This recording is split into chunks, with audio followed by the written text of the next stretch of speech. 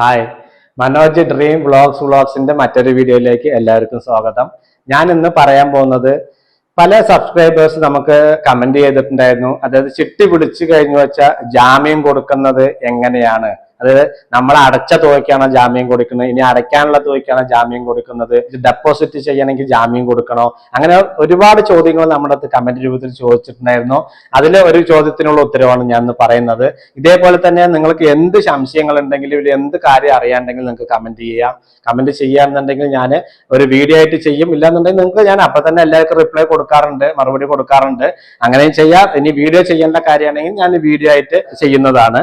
അപ്പൊ ഇതുപോലെയുള്ള ഉപകാരപ്രദമാകുന്ന വീഡിയോകളൊക്കെ ആദ്യമായിട്ടാണ് എന്റെ ചാനൽ കാണുന്നുണ്ടെങ്കിൽ ഒന്ന് സബ്സ്ക്രൈബ് ചെയ്യുക. അടുത്തുള്ള ബെല്ലൈക്കണം കൂടി എനേബിൾ ചെയ്യുകയാണെങ്കിൽ ഞാൻ അപ്ലോഡ് ചെയ്യുന്ന വീഡിയോ നിങ്ങൾക്ക് നോട്ടിഫിക്കേഷൻ ആയിട്ട് എത്തിച്ചേരും. അപ്പൊ നമ്മൾക്ക് ഇന്ന് പറയാൻ പോകുന്നത്, നമ്മൾ ചിട്ടി ചേർന്ന് കഴിഞ്ഞു വെച്ചാൽ അത് ജാമ്യം എങ്ങനെയാ കൊടുക്കുന്നത്, അതായത് ഏത് സംഖ്യക്കുള്ള ജാമ്യം കൊടുക്കുന്നത് എന്നതിനെ കുറിച്ചാണ് പറയുന്നത്. നിങ്ങൾക്ക് തീർച്ചയായിട്ടും ഇത് ഉപകാരപ്പെടുന്ന വീഡിയോ ആയിരിക്കും. അതുകൊണ്ട് ആരും സ്കിപ്പ് ചെയ്യാതെ തന്നെ അവസാനം വരെ കാണാൻ ശ്രമിക്കുക. അപ്പൊ നമുക്ക് വീഡിയോയിലേക്ക് കടക്കാം. ഇപ്പൊ നിങ്ങൾ ഉദാഹരണത്തിന് ഒരു 10,000 വെച്ചിട്ട് 100 മാസം അടയ്ക്കേണ്ട 10 ലക്ഷത്തിന്റെ ചിട്ടിയിൽ നിങ്ങൾ ചേർന്നിട്ടുണ്ടെങ്കിൽ ഈ ചിട്ടിയുടെ ആദ്യത്തെ ഇൻസ്റ്റാൾമെന്റ് പറയുന്നത് 10,000 രൂപയാണ്. കാരണം 100 മാസം ചിട്ടി എന്ന എക്സാമ്പിൾ പറയുന്നത് പെട്ടെന്ന് മനസ്സിലാക്കാൻ കഴിയും. അതുകൊണ്ടാണ് ഞാൻ 100 മാസത്തിന്റെ ചിട്ടി എക്സാമ്പിൾ ആയിട്ട് പറയുന്നത്. അപ്പൊ നമ്മൾ ആദ്യത്തെ ഇൻസ്റ്റാൾമെന്റ് അടച്ചു. നമ്മൾ ചിട്ടിയില് ആദ്യം ഒരു ചിട്ടി വിളിക്കുന്ന ആള് ഈ 100 മാസം ചിട്ടി ആയതുകൊണ്ട് 30% താഴ്ന്നു പോകാനാണ് സാധ്യത കൂടുതൽ. അങ്ങനെ 30% താഴ്ന്ന് നിങ്ങൾ ലേലത്തിൽ പങ്കെടുക്കുകയാണെങ്കിൽ നിങ്ങൾക്ക് 7 ലക്ഷം രൂപയാണ് കിട്ടുക. കാരണം 3 ലക്ഷം രൂപ 30% താഴ്ത്തുമ്പോൾ നഷ്ടപ്പെടും. അങ്ങനെ 7 ലക്ഷം രൂപയാണ് നിങ്ങൾക്ക് കിട്ടുന്നത്. 10 ലക്ഷത്തിന്റെ ചിട്ടിയൊക്കെ ഒരു കുറച്ച് മാസങ്ങൾ കഴിഞ്ഞ് വിളിക്കാൻ ആരും ഇല്ലാന്നുണ്ടെങ്കിൽ 9,50,000 വരെ കിട്ടാൻ സാധ്യതയുണ്ട്. അതും കൂടി നിങ്ങൾ മനസ്സിൽ ഓർത്തു വെക്കുക. അപ്പൊ 10 ലക്ഷത്തിന്റെ ചിട്ടി 30% താഴ്ന്നു പോണേ ആദ്യം ലേലത്തിൽ വിളിച്ച ആള് 10,000 രൂപ അടച്ചു. അദ്ദേഹത്തിന് ചിട്ടി 7 ലക്ഷം രൂപ കിട്ടി. ആ 7 ലക്ഷത്തിന് GSTയും പ്ലസ് ഡോക്യുമെന്റേഷൻ ചാർജും കൂടി അതിൽ പിടിക്കും.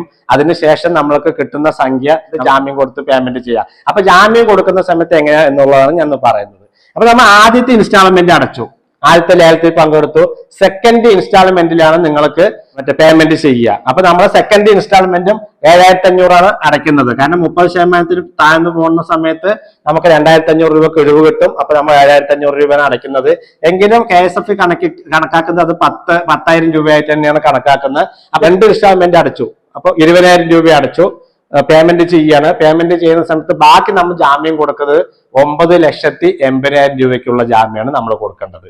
കാരണം നമ്മൾ 20,000 രൂപ അടച്ചിട്ടുള്ളൂ.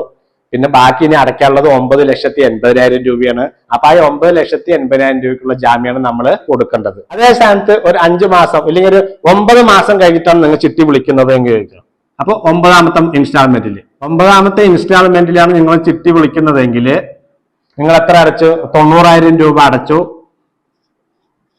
പ്ലസ് നിങ്ങൾക്ക് 10ാമത്തെ ഇൻസ്റ്റാൾമെന്റിലാണ് നിങ്ങൾക്ക് ആ പേയ്മെന്റ് കിട്ടുക. അതായത് ഒരു ഇൻസ്റ്റാൾമെന്റും കൂടി ആണ സമയത്ത് 1 ലക്ഷം രൂപ അടച്ചു. 1 ലക്ഷം രൂപയും കൂടി അടച്ചു. ബാക്കി നമ്മൾ കൊടുക്കാനുള്ള ജാമ്യം പിന്നീട് എത്ര രൂപയാണ് അടയ്ക്കുള്ളത്? 9 ലക്ഷം. അപ്പൊ ആ 9 ലക്ഷം രൂപയ്ക്കുള്ള ജാമ്യമാണ് നമ്മൾ കൊടുക്കേണ്ടത്. അതേ സ്ഥാനത്ത് നമ്മളൊരു 19ാമത്തെ തവണയാണ് നമുക്ക് ചിട്ടി കിട്ടുന്നതെങ്കിൽ നമ്മൾ 1,90,000 രൂപ അടച്ചു കഴിഞ്ഞു.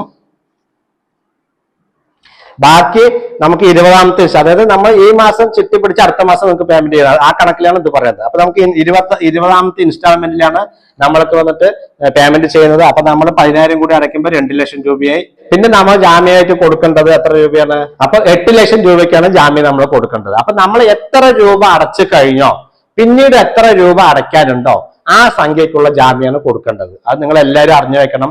കാരണം എന്താണെന്ന് വെച്ചാൽ പലരുടെയും ധാരണ എന്താണെന്ന് വെച്ചാൽ ഇപ്പൊ 5 ലക്ഷത്തിന്റെ ചിട്ടി ചേർന്നില്ല 10 ലക്ഷത്തിന്റെ ചിട്ടി ചേർന്ന് വെച്ചാൽ എപ്പോ ചിട്ടി പിടിച്ചാലും ഈ 10 ലക്ഷത്തിന് ജാമ്യം കൊടുക്കുന്നതാണ് പലരുടെയും ധാരണ.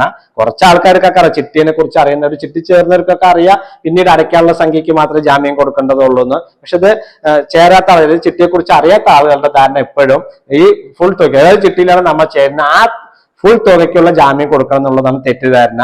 അതേപോലെ തന്നെയാണ് FD ആക്കുമ്പോൾ ഏത് ചിട്ടിയാണെങ്കിൽ നിങ്ങൾ പിടിച്ച് FD ആക്കുന്ന സമയത്ത് അതിന് ജാമ്യം കൊടുക്കേണ്ട ആവശ്യമില്ല. അത് കുറെ ആളുകൾ കമന്റ് ചെയ്തിട്ടുണ്ടായിരുന്നു. കാരണം ഞങ്ങൾ ചിട്ടി പിടിച്ച് ഡെപ്പോസിറ്റ് ആക്കി കഴിഞ്ഞാൽ ജാമ്യം കൊടുക്കണമെന്ന് ചോദിച്ചിട്ട്. അതിന് ജാമ്യം വേണ്ട. കാരണം എന്താ, ചിട്ടി പിടിച്ച് നിങ്ങൾ അവിടെ തന്നെയാണല്ലോ ഡെപ്പോസിറ്റ് ആക്കുന്നത്, പിന്നെ അതിന് ജാമ്യം കൊടുക്കണ്ടല്ലോ. ആ ചിട്ടി പിടിച്ച പൈസ നമ്മൾ പേയ്മെന്റ് ചെയ്യുന്ന സമയത്തല്ലേ ജാമ്യം കൊടുക്കേണ്ടതുള്ളൂ. അപ്പൊ അങ്ങനെ ചെറിയ ചെറിയ കാര്യങ്ങൾ അറിയാത്ത ഒരുപാട് ആളുകളുണ്ട്. അപ്പൊ അറിയാത്തവർ തീർച്ചയായിട്ടും കമന്റ് ചെയ്യുക. അപ്പൊ നിങ്ങൾക്ക് ഇത് മനസ്സിലായി കാണുമെന്ന് വിചാരിക്കുന്നു. അതേ സ്ഥാനത്ത് ഞാനൊരു 25,000 വെച്ചിട്ട് 40 മാസം അടയ്ക്കുന്ന 10 ലക്ഷത്തിന്റെയും കൂടി ഡീറ്റെയിൽസ് പറഞ്ഞുതരാം. അതായത് 25K ഇൻറ്റു 40 മാസം 10 ലക്ഷം. അപ്പൊ ഈ ചിട്ടിയിൽ വന്നിട്ട് നിങ്ങൾ ആദ്യത്തെ ഇൻസ്റ്റാൾമെന്റ് പറയുമ്പോൾ 25,000 രൂപ അടയ്ക്കും. ചിട്ടി ലേലം വിളിച്ചു കഴിഞ്ഞാൽ നിങ്ങൾക്ക് സെക്കൻഡ് ഇൻസ്റ്റാൾമെന്റിലാണ് പേയ്മെന്റ് ചെയ്യുക. അപ്പൊ നിങ്ങൾ ഒരു 25,000 കൂടി അടച്ചു സെക്കൻഡ് ഇൻസ്റ്റാൾമെന്റിൽ. അപ്പൊ നിങ്ങൾ ടോട്ടൽ അടച്ചത് 50,000 രൂപയാണ്. ഈ 50,000 രൂപ അടച്ചു. 10 ലക്ഷത്തിന്റെ ചിട്ടിയാണ്. അത് 30% ഇനി 25%, എത്ര ശതമാനം നിങ്ങൾ താഴ്ത്തി വിളിച്ചാലും നിങ്ങൾ സെക്കൻഡ് ഇൻസ്റ്റാൾമെന്റിൽ 50,000 രൂപ അടച്ചിട്ടുള്ളൂ. അപ്പൊ പേയ്മെന്റ് ചെയ്യുന്ന സമയത്ത് നിങ്ങൾക്ക് 9,50,000 രൂപയ്ക്കുള്ള ജാമ്യമാണ് നിങ്ങൾ കൊടുക്കേണ്ടത്. അപ്പൊ ഇങ്ങനെയാണ് നമ്മൾ ജാമ്യമായിട്ട് നിങ്ങൾ കൊടുക്കേണ്ടത്. കാരണം എന്താണെന്ന് വെച്ചാൽ ഈ ജാമ്യം മേടിക്കുക എന്ന് പറയുന്നത് KSFEയുടെ നിലനിൽപ്പാണ്. കാരണം എന്താ വെച്ചാൽ ഏതൊരു സ്ഥാപനം നിലനിൽക്കണമെങ്കിൽ കൃത്യമായിട്ട് ജാമ്യം മേടിക്കണം. എങ്കിലാണ് ഈ പേയ്മെന്റ് ചെയ്തിട്ട് പോകുന്ന ആളുകൾ കൃത്യമായി അടച്ചെങ്കിൽ മാത്രമാണ് മറ്റുള്ളവർക്ക്, ആ ചിട്ടിയിലുള്ള മറ്റുള്ള അംഗങ്ങൾക്കും കൂടി പേയ്മെന്റ് കൊടുക്കാൻ സാധിക്കുള്ളൂ. ഒരാൾ അതിൽ ഡിഫോൾട്ട് വരുത്തി കഴിഞ്ഞാൽ വെച്ചാൽ അത്രയും ക്യാഷ് അവിടെ ഷോർട്ട് വരും. അപ്പൊ അത് നിങ്ങൾ എല്ലാവരും മനസ്സിലാക്കണം. അല്ലാണ്ട് നിങ്ങൾ ആരെയും ബുദ്ധിമുട്ടിപ്പിക്കാനോ ഒന്നുമല്ല ജാമ്യം പഠിക്കുന്നത്. അത് നിങ്ങൾ കൃത്യമായിട്ട് തിരിച്ചടച്ചു കഴിഞ്ഞാൽ നിങ്ങൾക്ക് ആ ജാമ്യം കൃത്യമായിട്ട് തിരിച്ചു തരികയും ചെയ്യും. അപ്പൊ ഈ വീഡിയോയെ കുറിച്ച് ഇത്രയാണ് പറയാനുള്ളത്. നിങ്ങൾക്ക് ഈ വീഡിയോ എല്ലാം മനസ്സിലായി കാണുമെന്ന് വിചാരിക്കുന്നു. അപ്പൊ ഈ വീഡിയോ ഇഷ്ടപ്പെട്ടുവെങ്കിൽ ഒന്ന് ലൈക്ക് ചെയ്യുക, ഷെയർ ചെയ്യുക, സബ്സ്ക്രൈബ് ചെയ്യാത്തവരുണ്ടെങ്കിൽ സബ്സ്ക്രൈബ് ചെയ്യുക. അപ്പൊ ഞാൻ ഈ ചെയ്ത വീഡിയോ നിങ്ങൾക്ക് എല്ലാവർക്കും എന്താ പറയുക മനസ്സിലായി കാണുമെന്ന് വിചാരിക്കുന്നു. അപ്പൊ അടുത്ത വീഡിയോയിൽ കാണും വരെ ബൈ ബൈ.